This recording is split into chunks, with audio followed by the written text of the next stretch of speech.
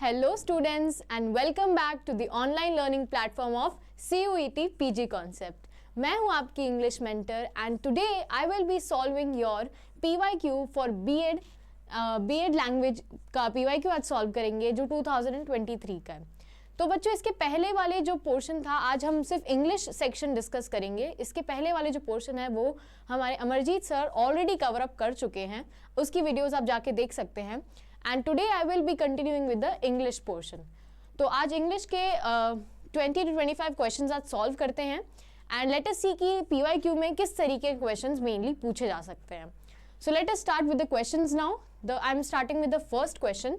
Rainwater harvesting has been practiced through various methods by different communities in the country for a long time. Traditional rainwater harvesting in rural areas is done by using surface storage bodies like lakes, ponds, irrigation tanks, etc. Significantly, the rainwater harvesting decreased the community dependence on groundwater for domestic use. ये एक छोटा सा आपको paragraph दिया गया है, इसमें 2-3 sentences पूरे रेन वाटर हार्वेस्टिंग के बारे में बताया गया है। एंड अब इसका रिलेटेड क्वेश्चन क्या है कि जो रेन वाटर हार्वेस्टिंग है वो क्या है, कि वो एक कन्वेंशनल स्किल है, दूसरा कि वो recently develop need based technique है, ठीक, और कम्युनल एक्टिविटी है या फिर एक इंडिविजुअल कंसर्न है। तो बच्चों रेन वाटर हार्वेस्टिंग होता क्या है बेसिकली, यानी कि आपका जो बारिश का पानी है उसको आप हार्वेस्ट कर रहे हो, बचा के रख रहे हो।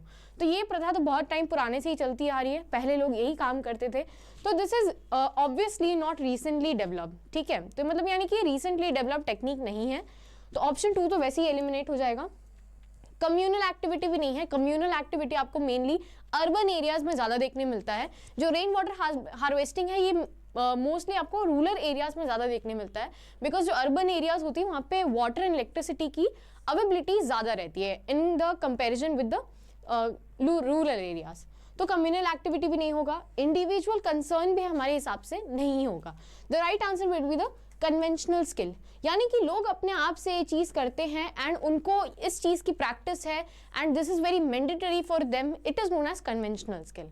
तो आई होप ये सभी को क्लियर होगा कि रेन वाटर हार्वेस्टिंग क्या किस टाइप का एक स्किल है, ठीक। बढ़ते हैं नेक्स्ट क्वेश्चन की तरफ।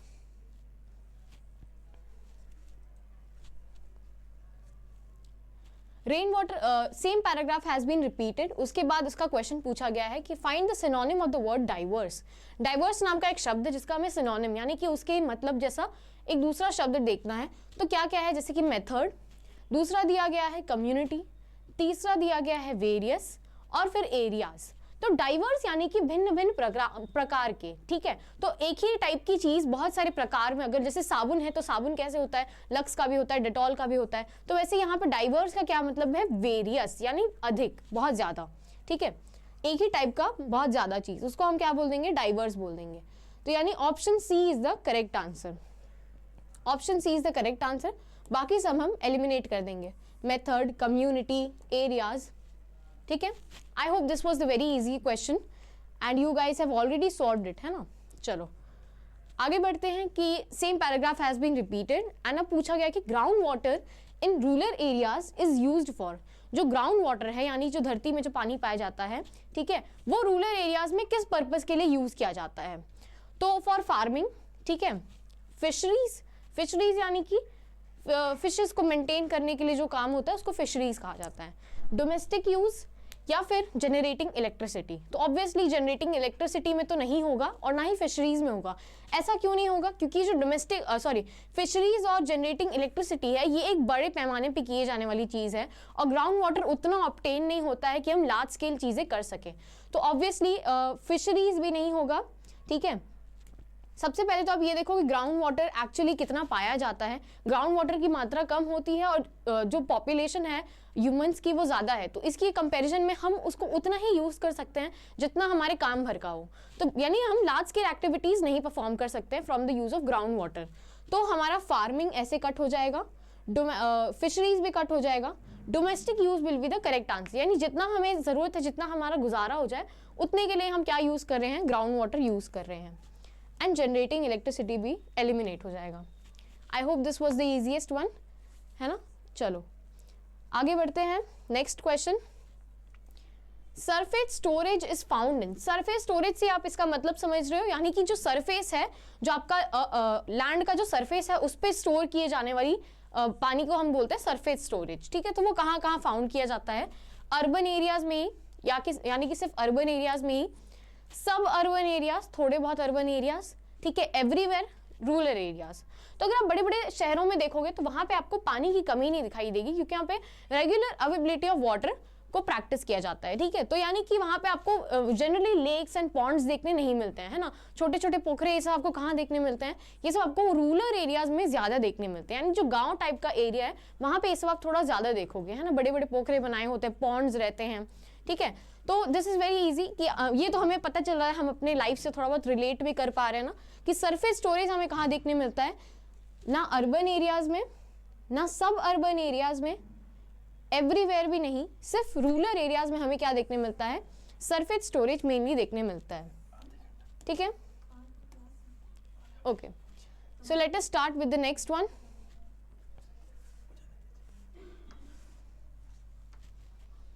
Next question, the most suitable antonym for the phrase traditional rainwater harvesting could be, traditional rainwater harvesting का एंटोनिम क्या हो सकता है, ठीक है। एंटोनिम यानी कि उसका उल्टा, तो ट्रेडिशनल है, ट्रेडिशनल यानी कि जो पुराने टाइम से चलता आ रहा है, रेन वाटर हार्वेस्टिंग का कौन सा ऐसा तरीका है जो एंटोनिम हो सकता है, ठीक है। साइंटिफिक, मॉडर्न, एडवांस्ड या फिर मैनमेड। मैनमेड तो ऑब्वियसली नहीं होगा, मैनमेड ही ट्रेडिशनल है, ठीक है। एडवांस रेन वाटर हार्वेस्टिंग भी नहीं है इसका करेक्ट ऑप्शन, ना मॉडर्न रेन वाटर हार्वेस्टिंग है, it is scientific rain water harvesting, यानी साइंटिफिक मेथड्स जो हम यूज करते हैं वाटर को हार्वेस्ट करने के लिए, that is the correct antonym for the word for the phrase traditional rain water harvesting. Option 1 is the correct option. Okay okay, so this case study was very easy to attend. आगे बढ़ते हैं। The question was put dash in the parliament, ठीक है। अभी आपको यहाँ पे कुछ सेट ऑफ क्या दिए गए हैं, प्रीपोजिशंस दिए गए हैं, ऑन, ऑफ, अप, डाउन, ठीक है। तो यहाँ पूछा क्या गया है बेसिकली कि जो क्वेश्चन है वो पार्लियामेंट पे रखा गया, क्या पार्लियामेंट पे रखा गया, पार्लियामेंट के ऊपर रखा गया, ठीक है। आप इसको जब भी आपको कोई भी सेंटेंस ऐसे समझ में ना आए कि भाई इसमें कौन सा प्रीपोजिशन बेस्ट फिट होगा, तो आप उस सेंटेंस को ना जरा सा हिंदी में बदल के देखो, तो जो आपका प्रीपोजिशन वहां आएगा वही सेम प्रीपोजिशन यहाँ आएगा, ठीक है। यानी सवाल उठाया गया उन पे, the question was put on, ऐसे होगा, ठीक है। बट यहाँ पे क्या है बच्चों, यहाँ पे क्या है कि यहाँ पे ऑन नहीं हमने यूज किया है, इस पे ना हम ऑफ यूज कर सकते हैं ना डाउन यूज कर सकते हैं, ठीक है। ऑफ यूज करना यानी कि वो एक्टिविटी को हम क्लोज करने जा रहे हैं, ठीक है। और डाउन भी नहीं कर सकते, डाउन यानी कि डिग्रेड करना, ठीक। तो ना डाउन होगा ना ऑफ होगा, ठीक है। अब दो ऑप्शन बचे हमारे पास, या तो ऑन या तो अप, ठीक है। या तो पार्लियामेंट के ऊपर उठाया गया, देखो दोनों ही अगर आप कन्वर्ट करोगे हिंदी में तो दोनों ही आपका करेक्ट होगा, ठीक है। बट पार्लियामेंट एक ऑब्जेक्ट है that is being centrally accepted, तो इसके ऊपर हम क्या लगाएंगे, हम ज्यादा इस पे सूट कर रहा है अप, ठीक है। Preposition is the preposition up is the correct usage for the word parliament, ठीक है। यानी the question was put up in the parliament, question को पुट अप किया गया था पार्लियामेंट में। ये आपने सुना ही होगा बेसिकली हर जगह कि put up your question, put up your answers, तो ये सब क्या है, पुट अप एक छोटा सा फ्रेज जैसा है, ठीक। चलो, I hope this was clear. Now let us move to the next question.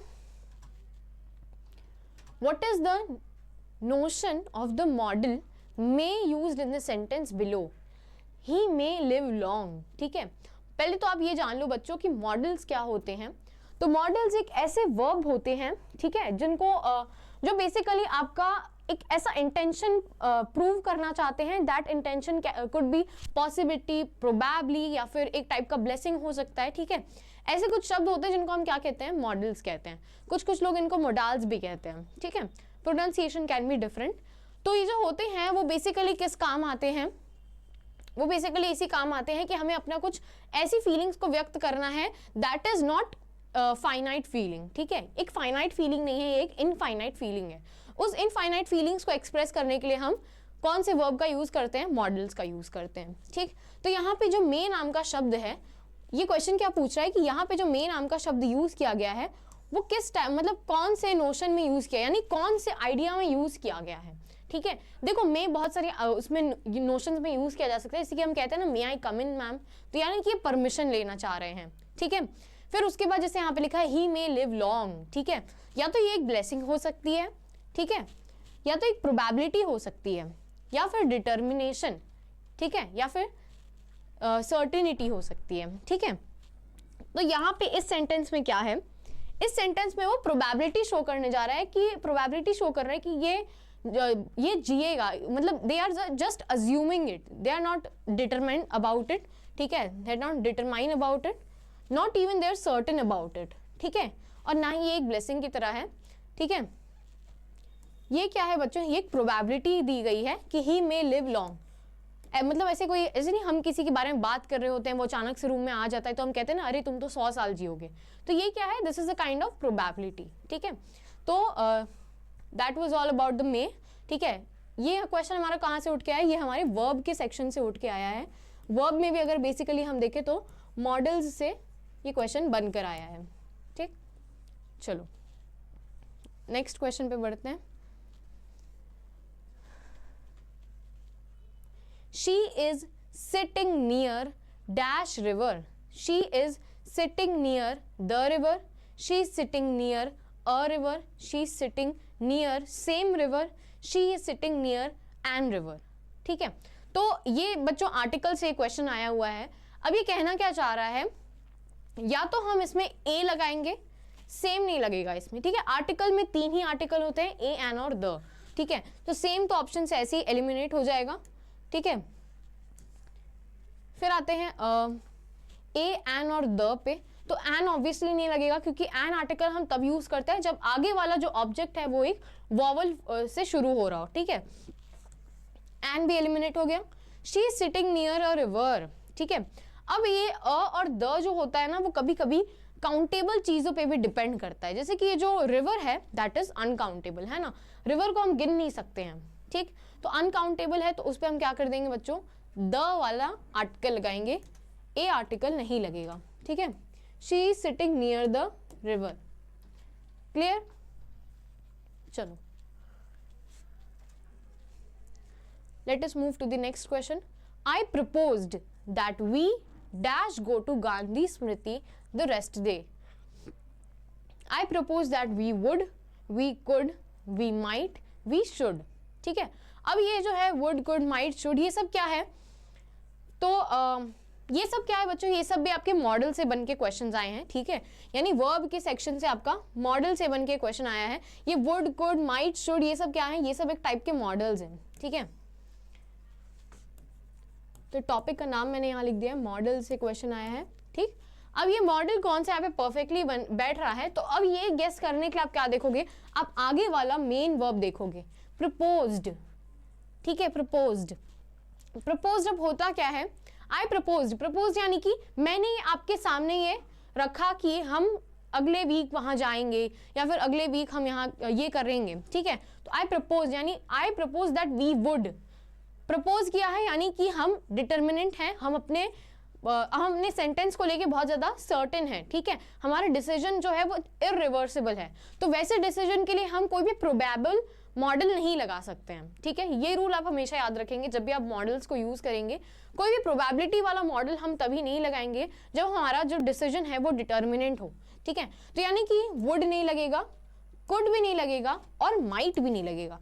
ऐसा क्यों, तीनों क्यों नहीं लगेंगे, क्योंकि जो तीनों फॉर्म ऑफ मॉडल्स है ना, ये तीनों फॉर्म ऑफ मॉडल्स, इन लोग का एक और एक रूप होता है। कौन सा रूप बच्चों, वो ऐसा रूप जो क्या कर रहे हैं, या तो परमिशन सीक करेंगे या फिर वो प्रोबेबिलिटी को शो करेंगे। ठीक है, बट ये जो शुड वाला शब्द है, शुड वाला जो मॉडल है, वो हमेशा डिटर्मिनेंट एंड जो ऐसे डिसीजंस पे यूज होता है जो इरिवर्सिबल हो। I propose that we should go to Gandhi Smriti the rest day. ठीक है, तो should will be the right answer. Okay, I hope आप सभी को समझ में आया होगा कि क्यों शुड यूज किया गया है। ठीक, चलो, he died dash cancer last week. ठीक है, अब ये सब क्या है, ऑफ, विथ, फ्रॉम, टू। ठीक है, ये सब भी एक टाइप के प्रिपोजिशंस हैं। ठीक है। तो ये प्रीपोजिशंस हमेशा नाउन के पहले लगाए जाते हैं। तो अब नाउन है क्या? नाउन हमारा है लास्ट वीक, ठीक है। लास्ट वीक हमारा क्या है, यहाँ पे नाउन की तरह यूज किया गया है, ठीक है। तो अब ये जो नाउन है वो आपको देखना है कि वो कौन से ये जो है बैठा जितने भी यहाँ पे प्रीपोजिशंस है किसके साथ वो करेक्टली पेयर अप हो रहा है, ठीक।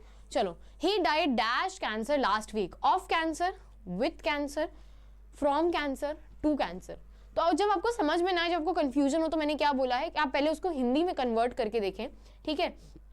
तो आप सबसे पहले क्या करेंगे, वो कैंसर, उसकी कैंसर से मृत्यु हो गई, ठीक है, उसकी कैंसर से मृत्यु हो गई, ठीक है, कैंसर से, ठीक है, कैंसर से। तो ये जो कैंसर से है यानी उसका मतलब क्या है, ही डाइड ऑफ कैंसर, ठीक है, विथ कैंसर, कैंसर के साथ नहीं मरा, ठीक है, विथ कैंसर नहीं होगा, ठीक है, हाँ, विथ कैंसर नहीं होगा, फ्रॉम कैंसर नहीं होगा, टू कैंसर नहीं होगा, of cancer, he died of cancer last week, उसकी कैंसर से मृत्यु हो गई, ठीक। चलो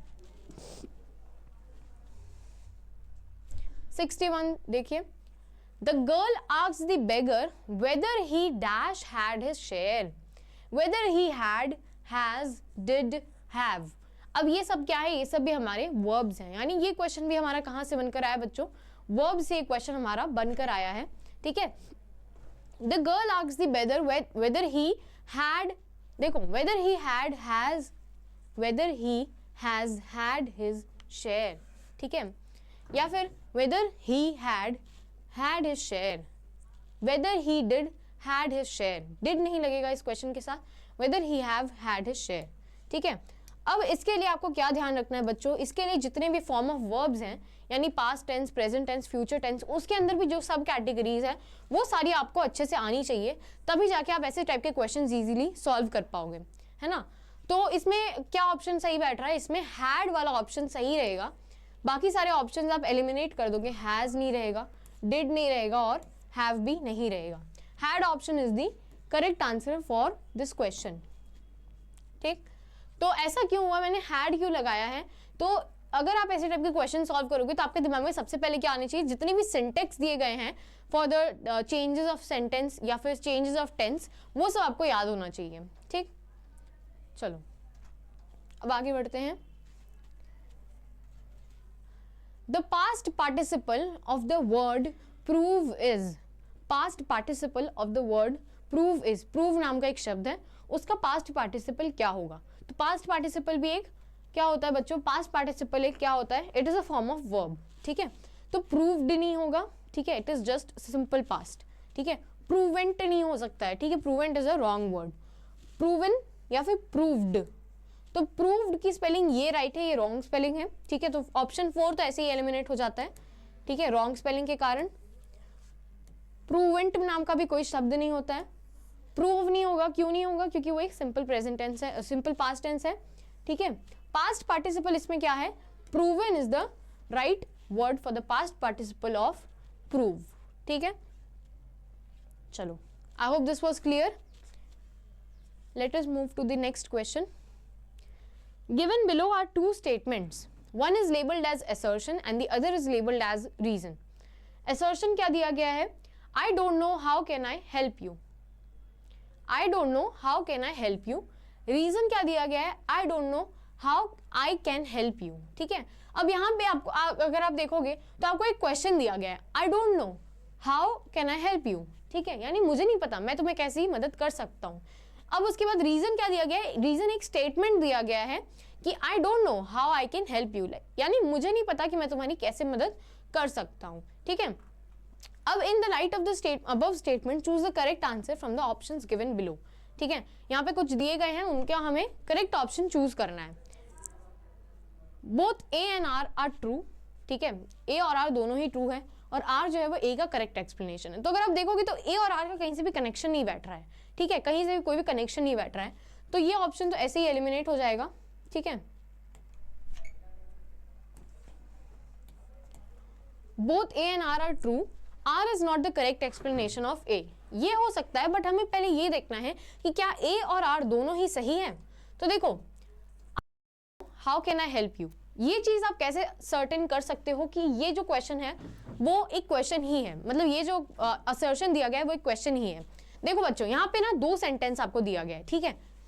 I don't know how can I help you, जो यहाँ से जो क्वेश्चन उठाया जा रहा है, यहाँ इतना जो सेंटेंस है वो एक क्वेश्चन है, यहाँ से जो सेंटेंस है वो क्या है, वो एक नॉर्मल सेंटेंस है, ठीक है। बट जब भी एक नॉर्मल सेंटेंस खत्म होता है तो उसके साथ क्या लगता है, फुल स्टॉप लगेगा, या तो अगर ये कंटिन्यू हो रहा है तो क्या लगेगा, एक पंचुएशन लगता है कॉमा वाला, ठीक है। दोनों ही यहाँ पे मिसिंग है, दोनों ही यहाँ पे मिसिंग है, तो हम ये नहीं कह सकते कि ये जो पूरा सेंटेंस है वो एक क्वेश्चन की तरह एक्ट कर रहा है। समझ में आया कि ये असर्शन रॉन्ग क्यों है? मैं वही आपको समझाने की कोशिश कर रही हूँ कि जब देखिए I don't know how can I help you, ठीक है।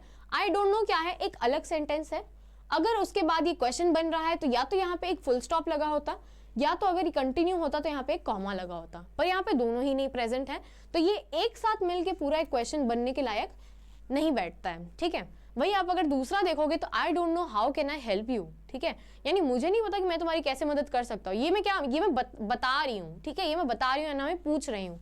यहाँ पे एक अच्छा खासा डॉट लगा हुआ आपको दिखेगा, ठीक है। तो ये फुल स्टॉप क्या डिनोट कर रहा है कि ये कंप्लीट सेंटेंस है, इसीलिए हमारा असर्शन यहाँ पे गलत है और रीजन हमारा यहाँ पे करेक्ट है, ठीक है। तो ये ऑप्शन भी नहीं होगा, A is true but R is false, नहीं, ए हमारा फॉल्स था, ठीक है, A is false and R is true. Option 4 is the correct answer, ठीक है। आई होप आप सभी को क्लियर होगा 63 नंबर ऑफ क्वेश्चन। चलो बढ़ते हैं नेक्स्ट क्वेश्चन पे। Given below are 2 statements, one is assertion other is reason, ठीक है। Flying plane can be dangerous, उड़ता हुआ जो विमान है वो डेंजरस हो सकता है, ठीक है, खतरनाक हो सकता है। रीजन क्या दिया गया है, both are dangerous to fly a plane and the plane which flies in the sky, ठीक है, दोनों ही डेंजरस हो सकता है, या तो प्लेन उड़ाना या तो ऐसी विमान जो ऐसी विमान जो स्काई में उड़ रही है ऑलरेडी, ठीक है। तो ये जो दोनों क्वेश्चन है ये थोड़े से कंफ्यूजिंग सेंटेंसेस दिए गए हैं आपको, ठीक है। अब आपको देखना है कि दोनों का कनेक्शन बैठ रहा है कि नहीं, तो दोनों का कनेक्शन तो बैठ रहा है। दोनों का कनेक्शन कैसे बैठ रहा है, क्योंकि दोनों ही एक ऐसी फीलिंग को एक्सप्रेस कर रहे हैं जो क्या है, डेंजरस है, दोनों का कनेक्शन बैठ रहा है, ठीक है। तो अगर जब दोनों का कनेक्शन बैठ रहा है यानी कि ऑप्शन नंबर 1 और ऑप्शन नंबर 2 में से ही आपका कोई एक आंसर होगा। ऑप्शन नंबर 3 नहीं हो सकता, ऑप्शन नंबर 4 नहीं हो सकता है, ठीक है। इतना तो क्लियर है ना। चलो फिर उसके बाद मैंने क्या बोला है कि दोनों में कनेक्शन बैठ रहा है, तो यहाँ पे देखो क्या लिखा है, not the correct explanation of A, ठीक है।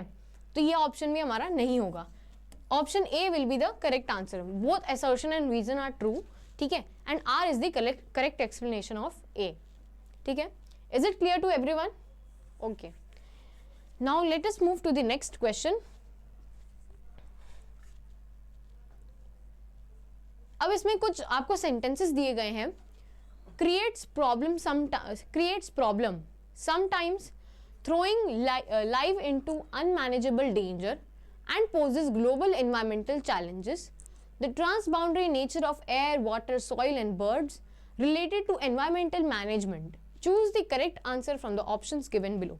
अब यहाँ पे जो आपको सेंटेंसेस दिए गए हैं ना बच्चों, ये सेंटेंसेस कैसे हैं, थोड़े से उल्टे पुल्टे हैं, ठीक है। अब आपको इनको करेक्टली अरेंज करना है, ठीक है।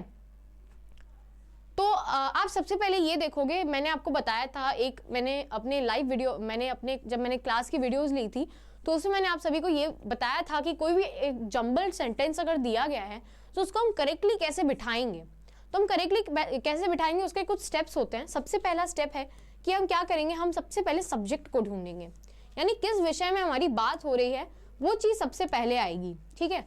तो अगर आप देखें क्रिएट्स प्रॉब्लम, यानी ए में हमें कोई भी सब्जेक्ट नहीं दिख रहा है, क्या प्रॉब्लम क्रिएट हो रही है, किससे प्रॉब्लम क्रिएट हो रही है, क्यों क्रिएट हो रही है, ये चीज़ समझ में नहीं आ रहा। यानी कि जो ए वाला होगा वो कहीं बीच में आएगा या फिर लास्ट में आएगा, पहले नहीं आएगा। तो ए वाले जितने भी ऑप्शन दिखेंगे हम उसको हटा देंगे, ठीक। ऑप्शन नंबर ए ऐसे ही एलिमिनेट हो गया, ठीक है। चलो, sometimes throwing life into unmanageable danger, ठीक है, ये भी इनकम्प्लीट सेंटेंस है, ठीक है। इसमें हमें ना इसका सर पता चल रहा है ना पैर, तो हम क्या करेंगे, इसमें भी कोई विषय नहीं दिखाई दे रहा, तो हम ऑप्शन बी भी ऐसे एलिमिनेट कर देंगे, ठीक है। फिर आते हैं सी पे, and poses global environmental challenges. तो ये रूल मैंने बताया था कि अगर कोई भी सेंटेंस प्रीपोजिशन कंजंक्शन से चालू हो रहा हो तो हम क्या करेंगे, वैसे ही हम उसको बीच में रखेंगे, कभी हम उसको पहले नहीं रख सकते हैं, है ना। तो ये क्या हो रहा है, ये एंड से चालू हो रहा है, तो एंड वाले सेंटेंसेस, बट वाले सेंटेंसेस, ठीक है, एंड, बट, देयरफॉर, हेंस, ये वाले सेंटेंसेस हम क्या करते हैं, कभी हम इनको स्टार्टिंग में नहीं रखते हैं, हम हमेशा इसको बीच में या फिर लास्ट में रखते हैं। तो ऑप्शन नंबर 4 भी तो ऐसे ही एलिमिनेट हो जाएगा। बट अगर आप ऑप्शन नंबर 3 देखोगे तो ये राइट आंसर तो वैसे भी है ही, बट एक बार आप इसको ऑप्शन नंबर 3 के अकॉर्डिंग अरेंज करके देखिए। The transboundary nature of air, water, soil and birds, यानी एयर, वाटर, सॉइल और बर्ड्स का जो नेचर है हमारे अर्थ की सीमा में, ठीक है, वो क्या कर रहा है, क्रिएट्स प्रॉब्लम, वो क्रिएट कर रहा है प्रॉब्लम, ठीक है। फिर उसके बाद है कि and poses global environmental challenges related to environmental management, sometimes throwing life into unmanageable danger, ठीक है। अब अगर आप रीअरेंजमेंट करके देखोगे तो ये परफेक्टली बैठ रहा है, ठीक है। चलो अब आगे बढ़ते हैं।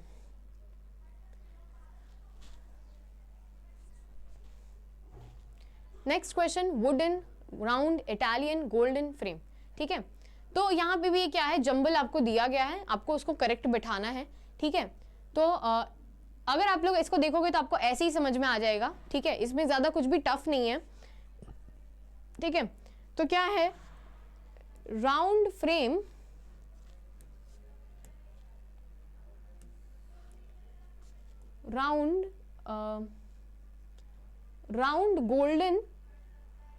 Round golden wooden Italian frame, ठीक है, यानी कि round golden wooden Italian frame, ठीक है। यानी कि क्या है, वो एक फ्रेम के बारे में बतला रहा है, तो फ्रेम कैसा है, जितनी भी उसकी क्वालिटीज है वो सारी यहाँ पे आपको दी गई है, ठीक है। तो वही वो क्वालिटीज आपको बिठानी थी अच्छे से उसमें, ठीक है। तो option C will be the correct answer. This was the easiest rearrangement I have ever seen, ठीक है। ऑप्शन नंबर 1 और 2 तो ऐसे ही एलिमिनेट हो जाएगा। Option number 3 will be the correct answer, 4th will also be eliminated, ठीक है। चलो आगे बढ़ते हैं। Identify the correct sequence of the event happening, ठीक है। अब यहाँ पे डेथ के रिलेटेड कुछ आपको इवेंट्स दिए गए हैं, ठीक है। अब हमें हिंदी में तो पता है कि जो कोई अगर किसी की मृत्यु होती है तो हम कोई भी कार्यक्रम कैसे करते हैं, ठीक है। पर यहाँ पे आपको कुछ सीक्वेंस दिए गए हैं, उसको आपको अच्छे से बैठाना है, ठीक है। फिर तो यहाँ क्या क्या सीक्वेंस है। तो सबसे पहले आदमी की मृत्यु होती है, ठीक है।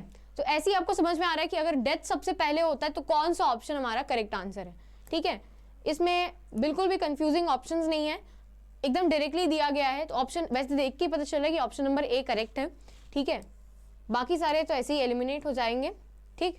अब कैसे वो करेक्ट है, तो सबसे पहले आदमी की डेथ होती है, उसके बाद इंसिनरेशन होता है, फिर उसके बाद रिसरेक्शन होता है, फिर उसके बाद आपका वेनिरेशन होता है और फिर कैनोनाइजेशन होता है, ठीक है। तो ये सारे कुछ स्टेप्स हैं जो आपके मृत्यु के टाइम परफॉर्म किए जाते हैं, ठीक। चलो अब आते हैं नेक्स्ट क्वेश्चन पे।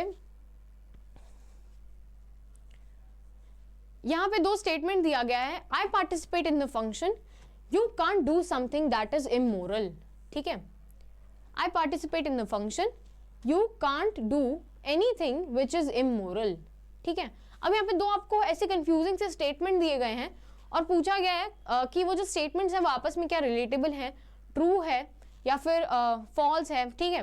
तो यहाँ पे जो स्टेटमेंट दिया गया है जैसे आई पार्टिसिपेट इन द फंक्शन, ये तो एक सेंटेंस है, ठीक है। तो इसके बेसिस पे हम दोनों सेंटेंस को जज नहीं कर सकते हैं, बिकॉज जो दोनों सेंटेंस है दोनों में ये एक सेंटेंस कॉमन बिठाया गया है, ठीक है।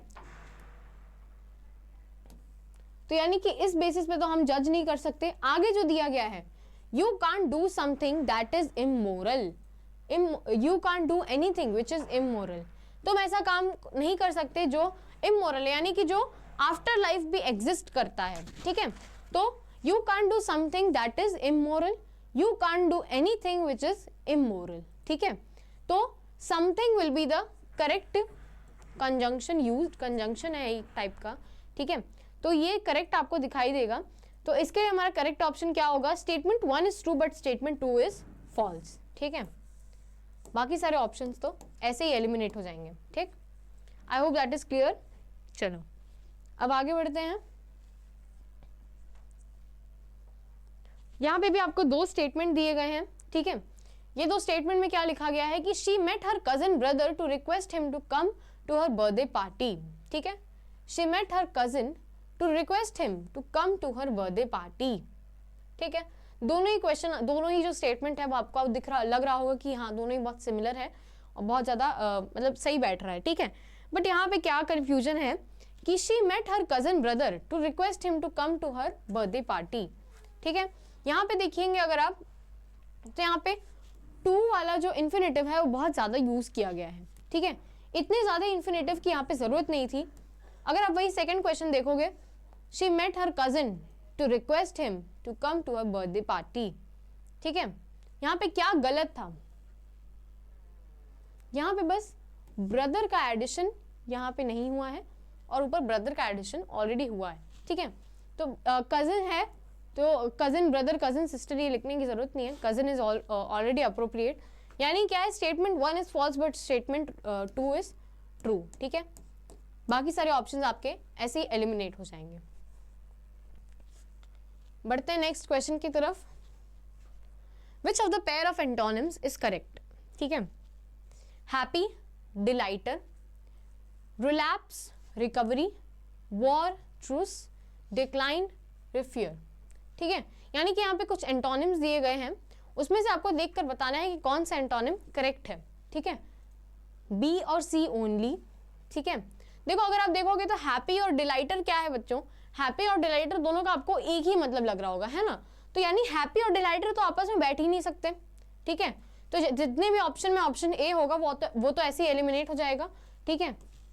तो यानी कि आपको कितने ऑप्शंस ए वाले दिख रहे हैं, तो अगर हम देखें तो हमें ये दिख रहा है और एक ये दिख रहा है, ठीक है।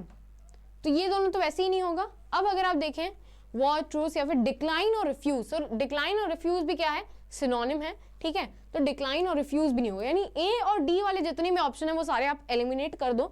तो ये रहा डी, इसको भी मैंने एलिमिनेट कर दिया।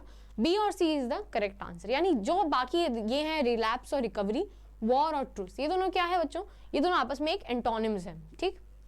चलो, I hope this was clear to everyone, है ना। Which of the following sentence is correct, she is senior to me, she is senior than I, my friend is more smarter than I, my friend is much smarter than I, ठीक है। तो यहाँ पे आपको ये चीज़ हमेशा ध्यान रखनी है कि जब भी हम कंपैरेटिव फॉर्म ऑफ एडजेक्टिव को यूज़ करते हैं, ठीक है, तो हम क्या करते हैं, हम उसमें कभी भी जैसे कि यहाँ पे अगर आप देखोगे तो मैंने आपको एक चीज़ बताई थी कि मोर के साथ कभी हम कंपैरिजन नहीं लगा सकते, है ना। यानी अगर आप मोर लगा रहे हो तो आप सिर्फ उसको पॉजिटिव डिग्री में रखोगे, आप उसको कंपैरेटिव डिग्री में नहीं ले जाओगे किसी भी शब्द को, ठीक है। जैसे मैं उसको कह रही हूँ कि मोर ब्यूटिफुल, ये हो सकता है, मोर ब्यूटिफुलर ऐसा नहीं हो सकता है, ठीक है, ऐसा नहीं हो सकता है। तो हम क्या करेंगे, मोर एंड स्मार्टर को हम एक साथ नहीं बिठा सकते, यानी कि ऑप्शन सी में जितना भी ऑप्शन होगा इसमें सी होगा, वो तो ऐसे ही एलिमिनेट हो जाएगा। तो 3 और 1 ऑलरेडी एलिमिनेटेड, ठीक है। अब आप देखोगे कि she is senior to me, ठीक है, या फिर she is senior than I, ठीक है। तो इसमें अगर आप देखोगे तो इसमें करेक्ट ऑप्शन कौन सा है, ये हम कैसे गेस करें। तो she is senior than I, than नहीं लगेगा, क्योंकि जब भी हम कंपैरेटिव डिग्री यूज करते हैं, ठीक है, तो उसके साथ जब भी हम किसी कंपैरेटिव वर्ड को अगर हम ऑलरेडी यूज कर चुके हैं तो उसके साथ हम देन का प्रयोग नहीं करते हैं, ठीक है। जब भी हम एक ऑलरेडी कंपैरेटिव वर्ड यूज कर चुके हैं तब, ठीक। तो यानी बी भी नहीं होगा, बी वाले ऑप्शन भी आप हटा दो, option number 4 is the correct option. I hope this is clear to everyone. Okay, now let us move to the next question. Which of the following sentences is correct, ठीक है, इसमें से कौन सा दिया गया हुआ सेंटेंस करेक्ट बैठ रहा है। His cousin brother is a musician, ठीक है। I have to catch 6 o'clock bus at all. Can you tell me where is my book. One of my young friends is coming today, he walks on foot. यहाँ पे कुछ ऐसे sentences दिए गए हैं, किसी में कुछ एरर्स हैं, ठीक है। तो हमें क्या करना है, हमें उस एरर को फाइंड आउट करना है और जो करेक्ट सेंटेंस है सिर्फ उसी को रखना है, बाकी सबको एलिमिनेट कर देना है। तो अगर आप देखोगे तो यहाँ पे क्या है, his cousin brother is a musician. तो मैंने बताया था कि ब्रदर नहीं लगता है ना। अगर आप किसी कजन की अपनी बात कर रहे हो तो उसके साथ ब्रदर, सिस्टर, मदर ये सब आप नहीं लगाओगे। तो ये सेंटेंस रॉन्ग है, यानी कि ए वाले जितने सेंटेंस हम हटा देंगे। आई have to catch 6 o'clock bus at all, at all नहीं, एट टाइम, या फिर ऑलरेडी 6 o'clock लिखा हुआ है तो हम टाइम भी नहीं लगाएंगे, यानी एट ऑल भी नहीं लगेगा। बी वाले ऑप्शंस भी एलिमिनेट हो जाएंगे। फिर अगर आप देखो, can you tell me where is my book, can you tell me where is my book, ठीक, इसको थोड़ा साइड में रखते हैं।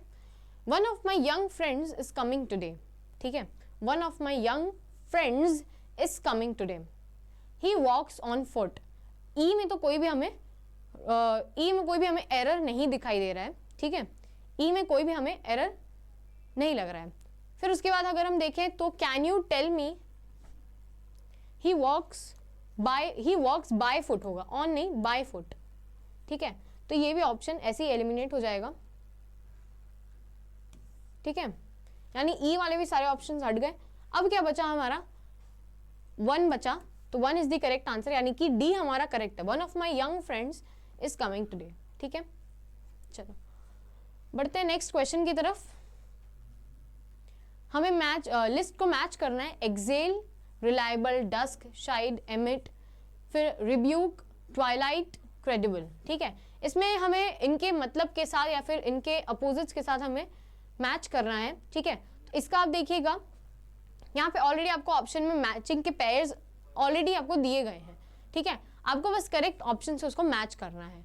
तो एक्सेल यानी कि एमिट, ठीक है, emission of gases, excelling of carbon dioxide, ये दोनों आपस में एक मतलब है, यानी दोनों हमें सिनोनिम है, ठीक है, सिनोनिम्स को हमें मैच करना है, ठीक है। तो ए का हमारा सी बैठ रहा है, ठीक है, ए का हमारा डी बैठ रहा है, A is matching with D. तो ए जहां पे डी के साथ मैच कर रहा है उतने ऑप्शंस रखो, आप बाकी सारे एलिमिनेट कर दो। तो 1 and 2 इज ऑलरेडी एलिमिनेटेड, ठीक है। अब बढ़ते हैं नेक्स्ट की तरफ। तो रिब्यूक क्या है, ठीक है, रिब्यूक के साथ कौन सा शब्द उसके सिनोनिम पे बैठ रहा है, रिब्यूक के साथ बैठ रहा है शाइड। फिर आता है ट्वाइलाइट, ट्वाइलाइट किसका है, डस्क का है, और रिलायबल इज क्रेडिबल, ठीक है। तो यानी कि option number 3 is the correct answer, है ना, और ऑप्शन नंबर 4 इज एलिमिनेटेड, ठीक है। Everyone is clear, okay. हमें यहाँ पे भी लिस्ट को मैच करना है, डर्थ, टॉलरेट, जेनोफोब्रा, कैप्रिकस, यानी यहाँ पे कुछ शब्द दिए गए हैं या अनेक शब्दों के एक शब्द से मैच करना है, ठीक है। Liberal in ideas, fickle in behaviour, lack of anything, fear of foreigners, ठीक है। तो जेनोफोब्रा क्या हो जाएगा, फियर ऑफ फॉरेनर्स, इतना तो सभी को समझ में आता है ना, मतलब जहाँ पे भी फोबिया लिखा हुआ है वो क्या है, वो एक फियर से रिलेट करेगा, ठीक है। तो ठीक है, यानी सी का जो 4th वाला है उससे आप कैच कर सकते हो ना, तो यानी जी सी में जो 4 वाला बैठेगा उसको आप रखोगे, बाकी सभी को एलिमिनेट कर दोगे।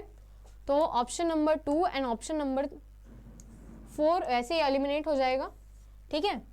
फिर उसके बाद अगर आप देखिए तो दिया गया है टॉलरेंट। तो टॉलरेंट क्या है, टॉलरेंट आपको किससे मैच करता हुआ दिखाई दे रहा है बच्चों, तो टॉलरेंट हमें लैक ऑफ एनीथिंग से मैच करता हुआ दिखाई दे रहा है, ठीक है। जेनोफोब्रा हमें 4 से दिखाई दिया। फिर आया हमारा कैप्रिकस, तो कैप्रिकस क्या है, फिकल इन बिहेवियर या फिर माइंड, और डर्थ क्या होता है, वो एक लिबरल इन आइडियाज को हम कहते हैं डर्थ, ठीक है। तो option number A is the correct answer and बाकी सारे करेक्ट आंसर और बाकी सारे ऐसे ही एलिमिनेट हो जाएंगे, ठीक है।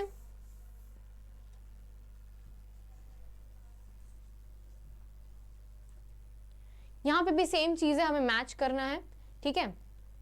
अब जो है हमें उसके सिनोनिम नहीं एंटोनिम के साथ मैच करना है, ठीक है। तो हार्टली, फिर universal, verity, rejoice, humility, lament, cool, local, ठीक। तो यहाँ पे आपको ऑप्शंस ऑलरेडी दिए गए हैं। तो हार्टी क्या है, हार्टी यानी कि कूल, ठीक है। तो हार्टी कूल से मैच कर रहा है, ठीक है। फिर आता है यूनिवर्सल, तो यूनिवर्सल किससे मैच कर रहा है बच्चों? यूनिवर्सल अगर आप देखें तो फिर वो लैमेंट से मैच कर रहा है, लैमेंट से, ठीक है। फिर देखिएगा तो वैरिटी क्या है? ह्यूमिलिटी, और रिजॉइस क्या है? लोकल, ठीक। इतना तो आएगा, सभी को क्लियर है। Option number 3 is the correct answer, बाकी सारे हमारे ऐसे ही एलिमिनेट हो जाएंगे, ठीक है। चलो, so that's it for the English language session and I hope आपको सभी क्वेश्चंस क्लियर होंगे, टाइप ऑफ क्वेश्चन समझ में आए होंगे एंड कौन से पोर्शन से क्वेश्चंस पूछे जा रहे हैं, ठीक है। कितना वोकैब से है, कितना ग्रामर सेक्शन से है, वो सब आप इजीली कैच कर पा रहे होंगे। And keep practicing and join us live sessions for all the updates and all the latest videos regarding the updates. And that's all for today. Happy learning and CUET concept के साथ बने रहिए। धन्यवाद।